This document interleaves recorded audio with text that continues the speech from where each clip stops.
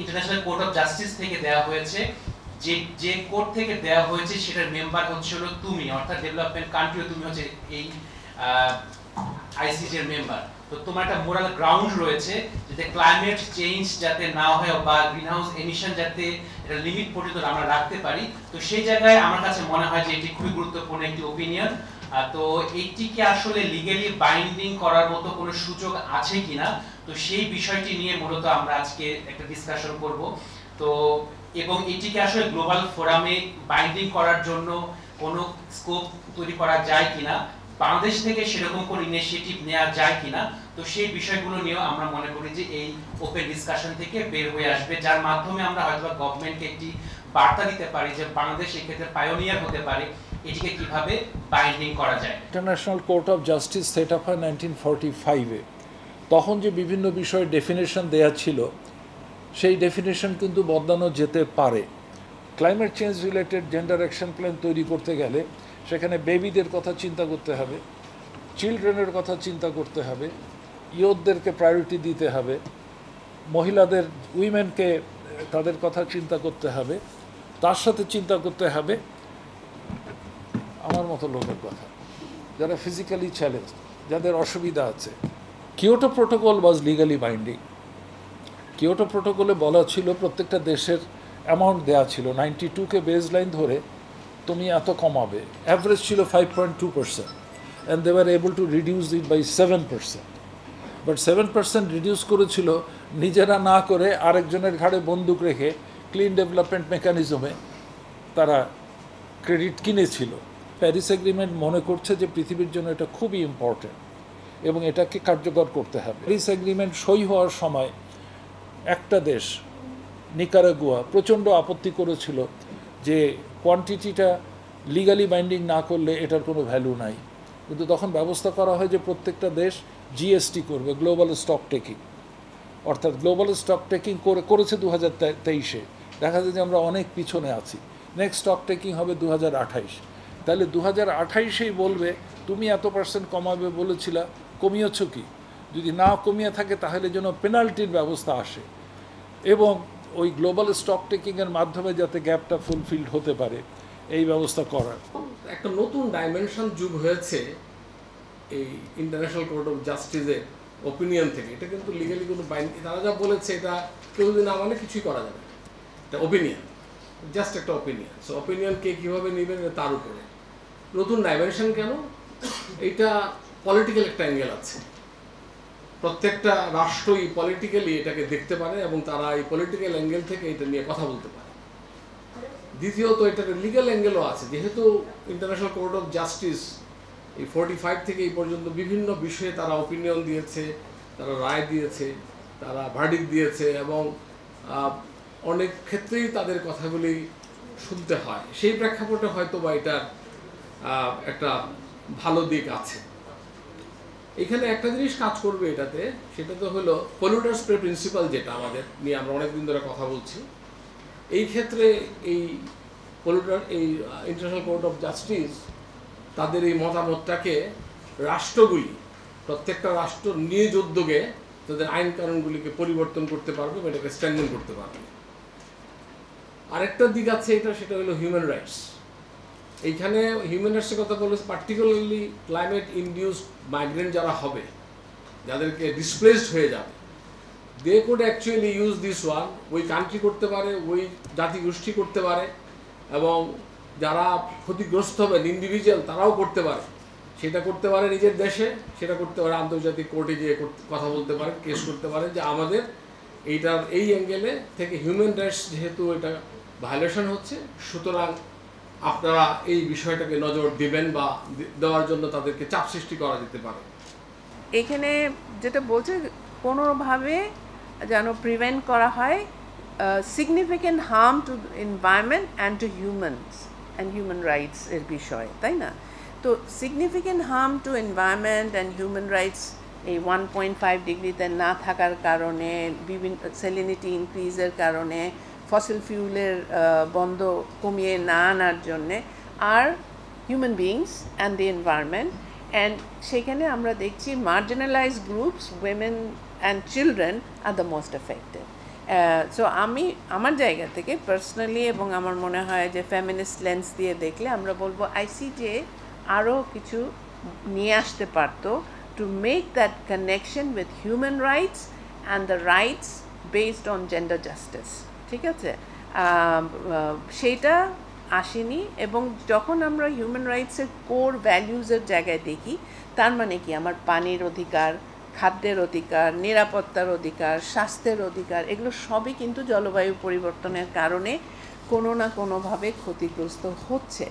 বাংলাদেশের মধ্যে vulnerable countries তারা যেটা করতে পারে যে তারা নিজেদের যে লিগ্যাল পার্সোনালিটি আছে সেটাকে মাথায় রেখে অবশ্যই সব ক্ষেত্রেই কিছু না কিছু দায়িত্ব ইন্টারন্যাশনালের জায়গায় নিয়ে যেতে পারে, using the treaties and the customary laws. আইসিজের ওপিনিয়ন একটা সুযোগ ক্লাইমেট অর্ডার এবং civil society, legal practitioners, policy মেকার্সদেরকে নতুন করে কিছু করার, কিছু উদ্যোগ নেওয়ার। বাট আমাদের জায়গা থেকে এখানে আমরা যারা আছি, we have to ask our national legislators, আমাদের পার্লামেন্টেরিয়ানস, আমাদের পলিসি মেকার্সদের, how we going to make this aligned with our national policies and legislation. এটা একটা সুযোগ নিতে চাই আমরা। সো ন্যাশনাল লেভেলে Bangladesh should adopt a climate justice legislation that is gender sensitive and transformational. গভর্নমেন্টে যারা নেগোসিয়েটর হবে, গভর্নমেন্টের পক্ষে যারা নেগোসিয়েট করবেন, যারা ডিপ্লোম্যাট, তাদেরকে রেডি হওয়া লাগবে। এই রেডি হওয়ার জন্য আমাদের ন্যারেটিভ চেঞ্জ হবে। কপের জন্য কদিন পরে আমরা যাচ্ছি, এই কপের ন্যারেটিভ চেঞ্জ করার সুযোগ আছে। এটাকে রেফারেন্স হিসেবে স্ট্রং রেফারেন্স হবে। এটাকে ক্লাইমেট জাস্টিস একটা ডেস্ক কেন ওপেন হতে পারে না আমাদের মিনিস্ট্রি অফ এনভায়রনমেন্ট ফরেস্টে একটা বা ফরেন অ্যাফেয়ার্সে? সেই ক্লাইমেটের ডেস্কে আমাদের সমস্ত কমপ্লেনগুলো যদি আমরা সাবমিট করতে পারি, গভর্নমেন্ট রেফার করতে পারে। আমার কাছে 1 লক্ষ কমপ্লেন আসছে বাংলাদেশ থেকে, গভর্নমেন্ট এটাকে রেফার করতে পারে। ক্লাইমেট ফাইন্যান্স আমরা এখনও ডিফাইন করতে পারিনি। আমরা কেন আমাদের মতো ডিফাইন করে ফেলতে পারি না? তাহলে না আমরা এটা বেনিফিট পেতে হলে এগুলো আগে ইন হাউস কাজ করতে হবে। লস অ্যান্ড ড্যামেজ কোনো ট্র্যাকিং আমরা করতে পারিনি এখনও। লস অ্যান্ড ড্যামেজ ট্র্যাকিং করার জন্য এখন যারা আমাদের ইয়াং পিপল আছেন, আপনারা যে ভয়েসটা রেস করেন, একটা পোস্ট দেন যে লস অ্যান্ড ড্যামেজ ট্র্যাকিংয়ের জন্য মেকানিজম তৈরি করো, ক্লাইমেট ফাইন্যান্স ফ্রেমওয়ার্ক তৈরি করো, ডিমান্ড করেন, আপনাদের 1 লক্ষ চলে যাক খাবার রিউজটা, তাহলে এটা নিয়ে যেতে পারবেন। নাহলে এই কোর্টের অ্যাডভাইজার ওপিনিয়ন নিয়ে যাওয়া যাবে না। বায়োডাইভার্সিটি পয়েন্টে আসি, আমাদের শুধু ম্যানগ্রোভসের কথা যদি বলেন, ম্যানগ্রোভসের আমাদের গত প্রায় 2023-এর একটা ডাটা আছে, মোর দেন 127 স্কোয়ার কিলোমিটার ফরেস্ট ডিসঅ্যাপিয়ার হয়ে গেছে। আমাদের সাউথে ম্যানগ্রোভসের রিলেটেড ফিশ যেটা আছে, ফিশিং, সেটার সাথে প্রায় 5 লক্ষ ফ্যামিলি ডিপেন্ড করে। কিন্তু আমাদের ম্যানগ্রোভ ডিসঅ্যাপিয়ার হচ্ছে, কারণ হচ্ছে বসতির জন্য। এখন এই অ্যাডভাইজার ওপিনিয়নটা যেটা আমাদের মঞ্জুর হাসান খান স্যার বলছেন, সেটা হচ্ছে যে এটা কিন্তু equally applicable for the country itself. যে পদ্ধতিতে কবে ডিসিশন হয় এবং প্যারিস এগ্রিমেন্ট হয়েছে, সেই পদ্ধতিকে বাতিল করে কি করতে হবে? হিস্টোরিক্যাল রেসপন্সিবিলিটি অনুসারে যে দেশ যে পরিমাণ গ্রিন হাউস গ্যাস ইমিশন করেছে সেই পরিমাণ গ্রিন হাউস গ্যাস কমাবে on the basis of their national economy or historical responsibility. আমরা যদি সেটা না করতে পারি তাহলে অ্যাডভাইজারি দিয়ে কোনো লাভ হবে না।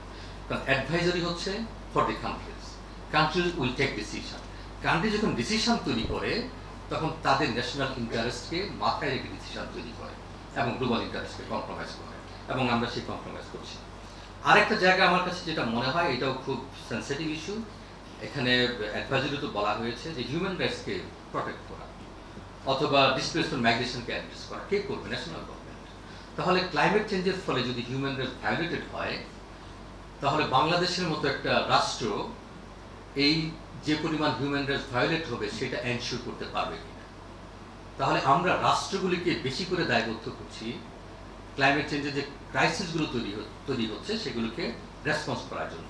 কারণ রাষ্ট্র হচ্ছে নট ক্যাপাবল, রাষ্ট্রের গভর্নেন্স প্রবলেম আছে, রাষ্ট্র তার যে বেসিক যে ক্রাইসিসগুলো আছে সেগুলি সে ফুলফিল করতে পারছে না। তার মানে এই অ্যাডভাইজারির মাধ্যমে এক ধরনের আমার মনে হয় এটা পার্সিয়ালিটি আছে টু দি ডেভেলপ কান্ট্রিজ। বলা হচ্ছে যে ডেভেলপিং কান্ট্রিজ অর্থাৎ all the countries will take responsibility to ensure human rights, displacement migration and adaptation. এখন আমি যদি আমার হিউম্যান রাইটস এনশিওর করি due to compromise by the impacts of climate চেঞ্জের ফলে যে ডিসপ্লেসমেন্ট হচ্ছে সেটাকে যদি অ্যাড্রেস করি, মিটিগেশনের জন্য যে অ্যাডাপ্টেশনের জন্য যে প্রবলেমগুলো হয় সেটা যদি আমি নিজে অ্যাড্রেস করি, তাহলে ডেভেলপ কান্ট্রিকে কেন বলা হয় না যে তুমি এই পরিমাণ green house gas emission reduction করবে from your own economy?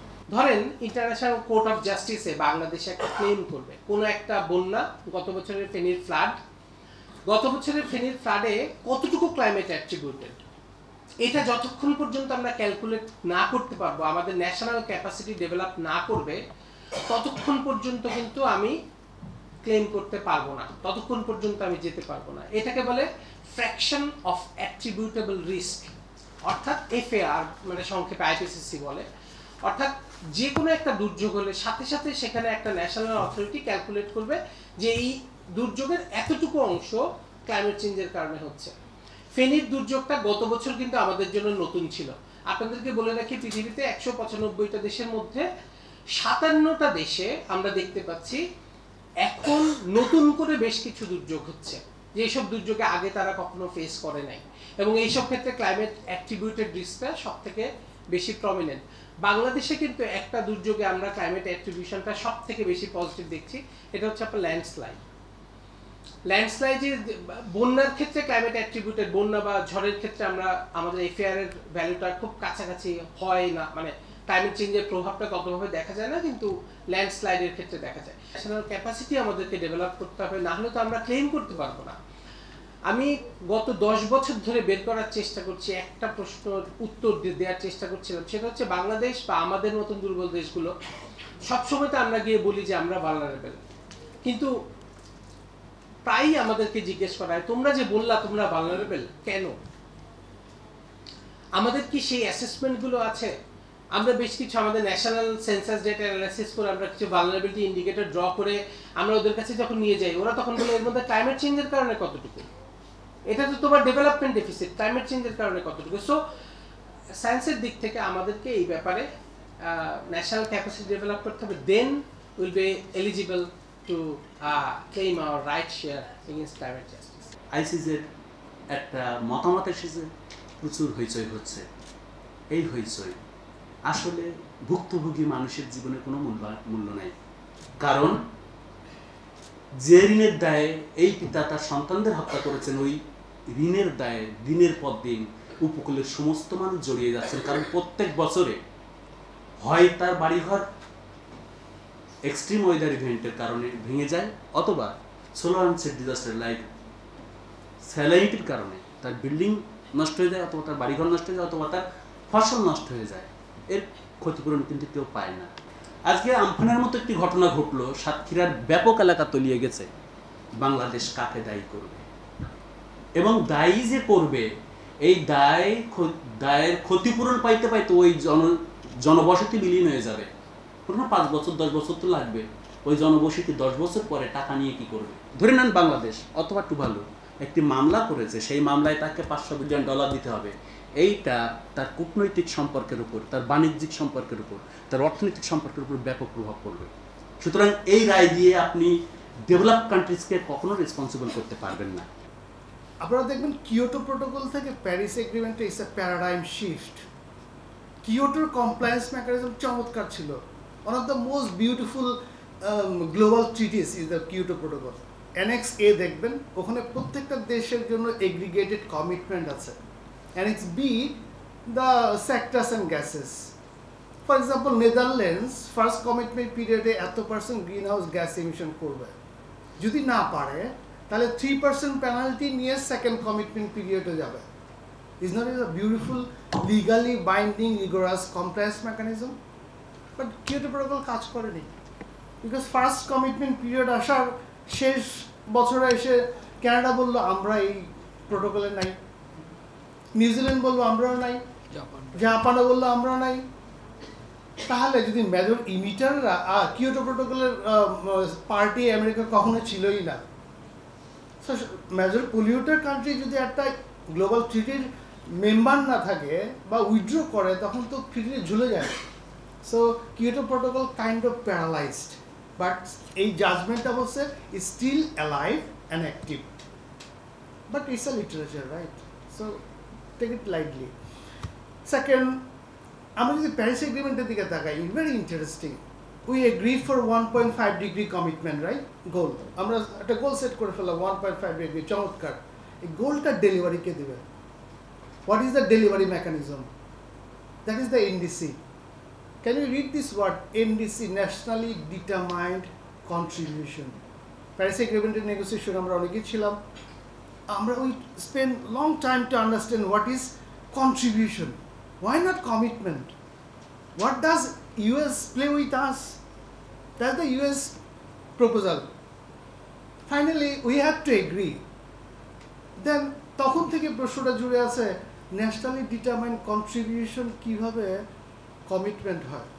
You see the questions raised as regarding the state responsibility. Now যদি আমরা NDC means of implementation হয় সেটা যদি legally binding না হয় তাহলে তো NDC ambitious হবে না। But কোর্ট চমৎকার বলেছে no, NDC is not no discretion, it's legally binding.